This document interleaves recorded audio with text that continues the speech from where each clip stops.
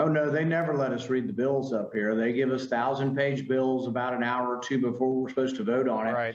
But somebody's seen the bill, and one of my staff members this morning sent me a clip saying that on page 305, there's a special bailout for bureaucrats. And so there's going to be 30 weeks of family paid leave if your kid's not in school because the union won't teach your kids. You're allowed to take 30 weeks of paid vacation up to age 21. So here's the thing, you could have a 21-year-old college kid and you're a federal employee, you could take 30 weeks off of paid vacation. That's stuck in the bill. But the bottom line is even the main premise of the bill is wrong. It's $2 trillion we don't have, has to be borrowed, has to be printed. It'll devalue the existing currency. The dollar will get weaker, and ultimately our country will get weaker. We borrowed $4 trillion last year. We're going to borrow another $2 to $3 trillion this year. I don't think this is going to end in a good way, and it creates an artificial stimulus. Stock market's going crazy with all this new money. But there also is going to be a correction. The stock market eventually will discover, like they always do, the emperor has no clothes and this money was printed, and then there'll be a crashing bust as well. Well, yeah, you bring up a good point. There's only $1,400 for people making under 75 grand in the bill. That's not going to do much when it comes to mortgage or rent payments. So again, the American people are forgotten. There are also calls, as we know, to raise the minimum wage to $15 an hour. That would put a lot of people, millions of people out of work. I know that Kentucky's a right-to-work state. I know you're working on a bill to make this more uniform. 28 states are right-to-work states. And I know, having worked in one, that big companies want to be in right-to-work states. So what would you like to see happen here? Yeah, Kentucky recently became a right-to-work state in the last couple of years, and we've been attracting business. For years, South Carolina was, Alabama was. They got big car manufacturers. South attracted Boeing out of Washington because, frankly, the union had gotten the wages so high that they weren't competitive worldwide. So if the whole country were to become right to work, we'd become a haven. It'd be places where businesses around the world would want to come.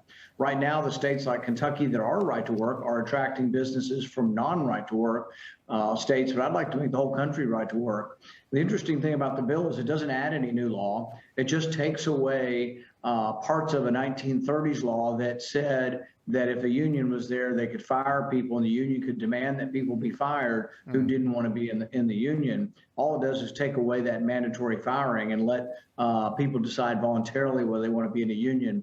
And I'm not against collective bargaining. I think there are times when you can get better wages and better prices, frankly. I'm for consumers coming together to bargain collectively to get cheaper insurance, health insurance. So I'm not against this idea of working together to get better wages or better prices, but I am against mandating it. Senator, the Chinese right now are literally committing genocide right now to the Uyghur Muslims in these internment camps that we're just starting to hear more about.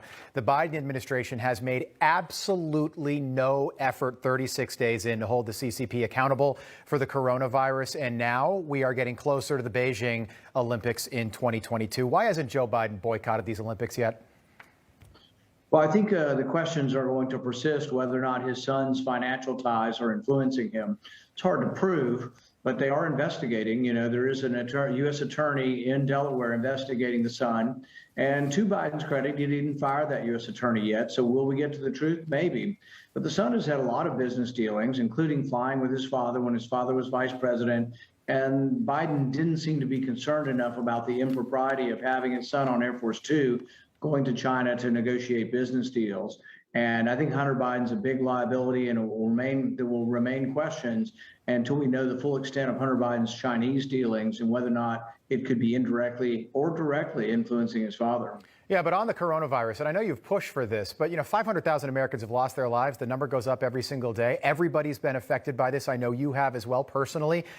At some point, is somebody going to hold China accountable and get to the bottom of how this happened, where this came from, just so we make sure it doesn't ever happen again? I think the only way you do that is by withholding money. So I was with President Trump on withholding money to the WHO. The WHO has a guy who's very friendly to the Chinese communists. He's not even a physician or a scientist. And so he doesn't bring a lot to the table anyway. But no, I think there has been a cover up, and I think a full investigation is warranted, and it should be one that we oversee and are a big part of, and we should be satisfied with it before we get back into the WHO. Unfortunately, Biden's done the opposite. One of the first things he did by executive order was start paying our dues to the WHO. And like every other international organization, we pay the bulk of the dues. We're always Uncle Sam or Uncle Sap, according to the world. Right, and you can't trust them. It's interesting to see Democrats, particularly some of the left-leaning media, the New York Times, starting to turn on Andrew Cuomo. He's in a whole lot of trouble in the state of New York. They're also starting to turn on Dr. Fauci, who, Senator, he has never turned down an interview opportunity or a chance to be on TV, especially on a Sunday. Is it time for Dr. Fauci to go away for a little while? For a long while. I think he needs to retire. Here's the thing with Dr. Fauci. He pretends to follow the science, but he doesn't. He lies to the people because he thinks he knows better. So he's lied multiple times on masks and herd immunity. And then he admits he lies, but he says, well, he's doing it for the betterment of the people because we're not smart enough to understand. Right. So his lies on the mask were because the N95 mask actually does work if used properly, particularly in a hospital setting. The cloth masks don't work and the regular surgical masks don't work. So 95% of the people wearing masks, it's all theater and doesn't work at all. The N95s work. But he won't tell you the truth because he says, if you knew the truth, you'd buy all the N95 masks and we'd have a shortage in the hospitals. And I think there are other ways to go about that besides lying to the people. On schools, I've been advocating for probably 9 months now to open the schools. There's never been evidence of surges in schools. And he resisted till he finally came around. I said in March of last year, at the very beginning of this, that I thought high-dose steroids might be the answer. He responded by saying, oh, no, we've studied that and they don't work. What's the #1 treatment in the intensive care unit now? High-dose steroids. So I think even when you look at the science, he's been largely wrong on most of the issues of the day. And he's also just an elitist in the sense that he knows what's best for you. Exactly. So he's telling you already we should wear masks into 2022, even after you've been vaccinated. And I'm the opposite. If you've had this disease and you've had both your vaccinations and you're a couple weeks out, celebrate, toss your mask aside, go to a restaurant, start living your life again. Get out there and enjoy yourself. Just the misinformation has confused millions of Americans. It's gone on for a year now, which is long enough. He's not a political scientist. He's not an economist.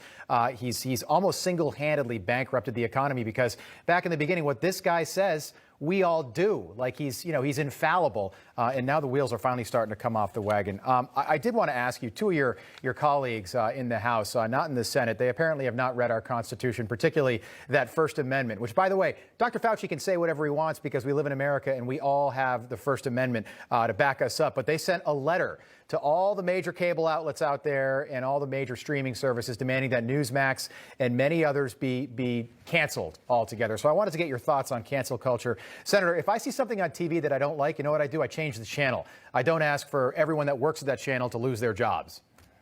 Well, the interesting thing about this is there used to be liberals that actually were liberal, meaning that they defended the First Amendment. And some conservatives like myself were sort of libertarian, and we kind of agreed. We came together right and left on speech, that we would protect speech and that we were, hardcore defenders of speech.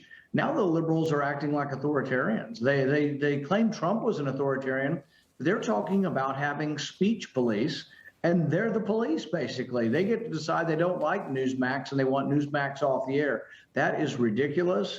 It's incredibly authoritarian. It's incredibly regressive. It's really something that's hard to imagine as even being given any credence of discussion, but it's scary.